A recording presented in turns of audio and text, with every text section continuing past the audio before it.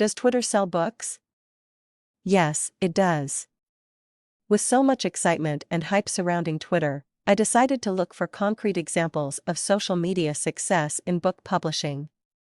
I interviewed 2 different publishers to get their take on how engaging on Twitter has benefited them. Twitter requires an investment of time and resources, so the first and most obvious question is, does it work?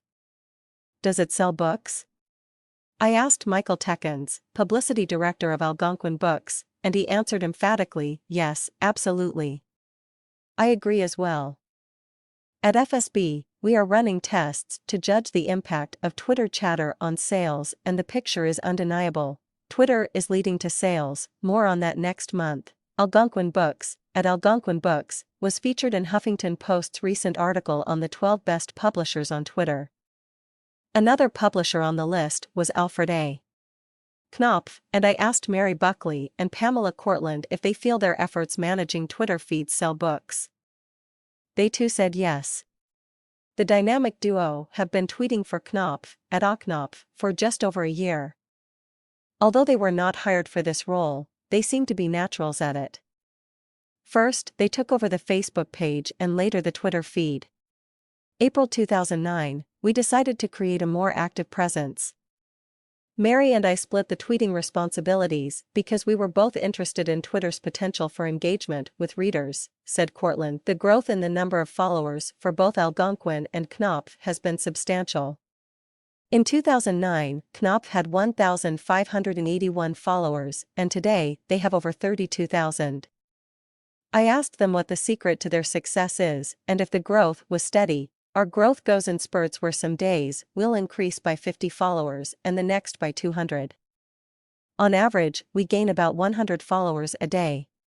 We see a big surge when our authors with huge followings, e.g. Anne Rice, Nicholas Kristof, retweet posts of interest to them.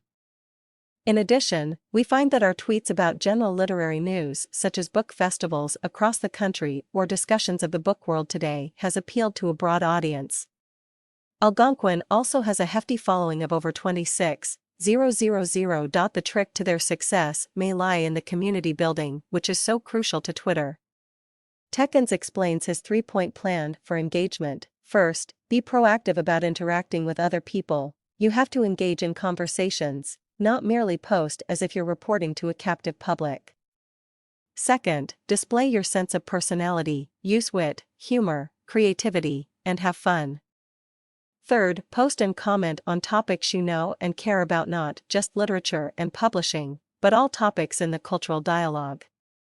Creating communities and loyal followers is a time-consuming endeavor, especially since neither of the Twitter feeds are run by dedicated community managers. Tekens has the demanding job of being the publicity director, and this fall will move into his new position of online and paperback marketing director, while Mary Buckley is assistant manager of advertising and promotions and Pamela Cortland is assistant marketing manager. How do they manage to run such successful Twitter feeds? From the outset, we created a system of alternating tweeting days, so we wouldn't get burned out on the effort of finding interesting things to say. Hootsuite allows us to queue up our daily load of tweets in a small block of time in the morning. We're always hearing about interesting book news on blogs, on industry sites, in the paper, on Twitter itself, so it's never been too difficult to gather up material to tweet.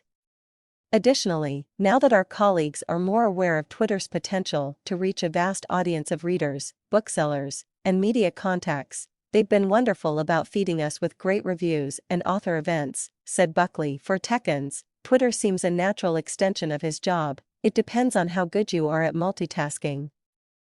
I'm used to and thrive on doing multiple activities at once. I think it's a skill that people will have to hone, because Twitter and other social media forms are growing increasingly important. If one isn't particularly adept at multitasking, one could always set aside certain time periods throughout the day to check in and engage in Twitter. To a simple question, both companies provided inspiring answers. What do you think is the biggest benefit of Twitter for authors and publishers? It's an honest-to-goodness thrill for our company to interact directly with readers, authors, and booksellers. Twitter allows publishers like us to be listeners in addition to content providers. Being in a virtual room with millions of readers makes us more aware of what people want from us, from our authors, and from literature, explained Cordan and Buckley. Tekens eloquently added, the opportunity to convey your personal, unique sense of identity in real time. In both these cases, the Twitter managers found a place to express their passion for their books, authors, and industry.